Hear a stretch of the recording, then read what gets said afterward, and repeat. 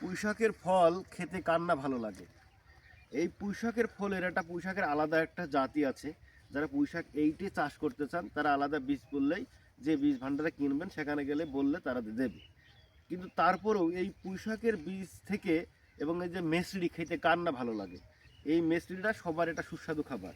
তাই জন্য এই মেসরিটা খাওয়ার জন্য পরিচর্যার প্রয়োজন আছে নাকি বলেন। এই পরিচর্যা করতে হলে আমাদের সবচেয়ে বড় আগে দেখতে হবে এই যে পাতায় স্পট। দেখেন এখানে পাতায় স্পট আছে, এইসব পাতায় স্পট আছে, এই যে পাতার নিচে স্পট, এইসব স্পটটা অনেক ক্ষতি করে। তো এইসব স্পট এবং পাশাপাশি পাতা ছিদ্রকারী পোকা এবং এই যে পাতা খাওয়া পোকা, মানে ফুলের পোকা যেগুলো আক্রমণ হয়, এগুলো অনেক ক্ষতি করে থাকে।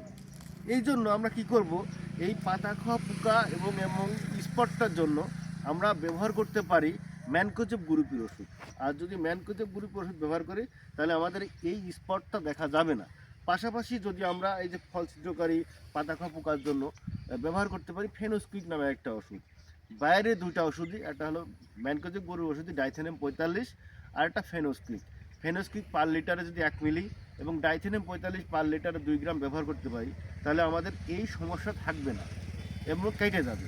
পাশাপাশি আমার মেসরিটাও খুব সুন্দর হবে, পুঁইশাককে দেখতে অনেক সুন্দর হবে, কালার কোয়ালিটি হবে এবং ফলটা গঠনমূলক একটা ফল হবে।